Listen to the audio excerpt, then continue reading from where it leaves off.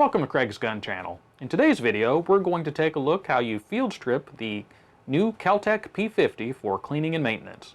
Let's get started. And of course, before working on any firearm, you want to make sure it is free and clear of all ammunition. Now, on the KelTec P50, this is our ejection port right here, and through that port, if you pull the charging handle back and pulls the bolt back out of the way, you can see into the chamber area, make sure it's clear, and you can also see the top of the magazine to see if the magazine is also free and clear.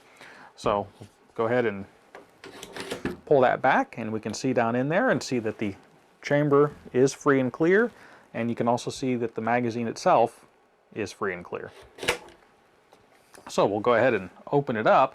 Now, the hammer goes over the locking bar on the upper receiver, so to open it up, you do have to have the hammer cocked back. Now, just by checking that bolt, that cocked the hammer so it is out of the way.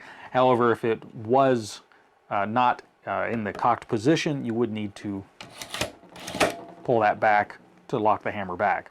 At that point, you can pull the latch down here. This is the little beaver tail, or also the latch that holds, locks that down.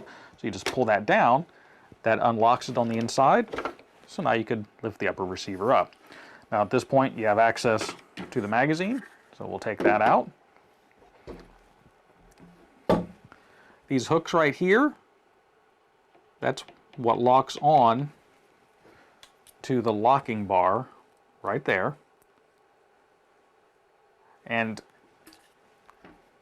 the hammer is right here, and that's actually also why if the hammer was forward, it would actually go over that locking bar, and that's why you have to have that hammer cocked back. So as far as access to everything, once it's opened up like this, you have access to everything to wipe it down and clean it up. This is as far as you would need to disassemble it, so you have access to everything to wipe it all down. On the upper, these are our recoil springs and guide rods. There is our bolt right there. And this entire assembly actually lifts out. There's the barrel that runs down the middle. That's the charging handle right here.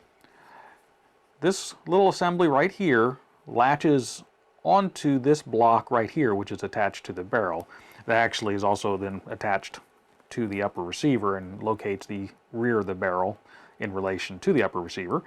So to remove the recoil rod assembly and the bolt assembly, it's all one unit, and it all is all self-contained as well, so it makes it nice and easy to work on. We just need to simply pull that down, and then you can lift the whole assembly up. So just pull it back,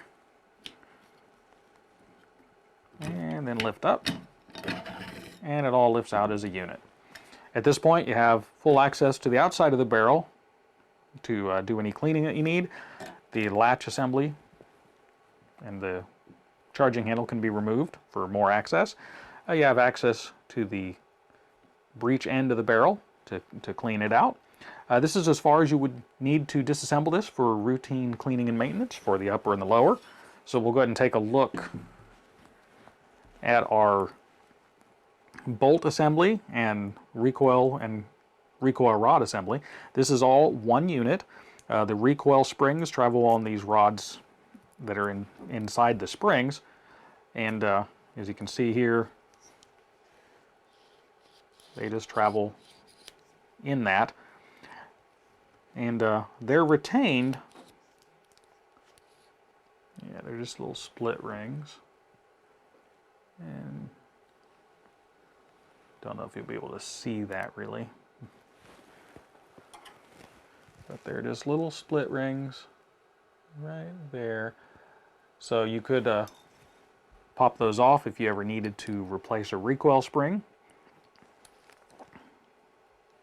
So basically the way this works, this block here attaches to the barrel. And when the weapon is fired, the recoil will pull the bolt back. This block is rigidly attached to the barrel, so it would stay in place. The bolt would pull back, and then that would compress the springs.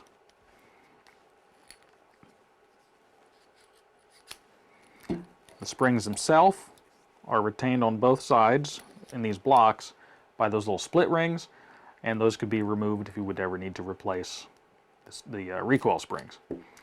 The design itself, though, it's a very simple design. It's all self-contained and pretty easy to work on. If you would need to access the firing pin for any reason, there's 2 screws right here. You'd simply remove those screws and then this top cover would come off, allowing you access to the firing pin and the extractor and all those parts that are internal here.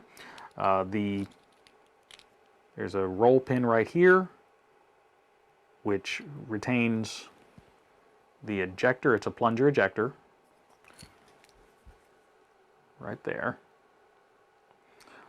And really, there's no disassembly required. This gives access to everything to clean it out. So reassembly is just the reverse order.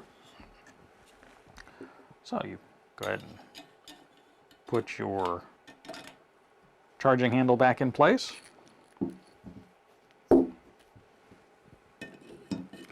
There are a couple little recesses right here that those recoil rods go into. Then at that point, you'd make sure your bolt is behind the barrel, and you would pull this block here forward, and those rods will go into those recesses. You compress the spring slightly, so then you could push the block down, and it locks into place.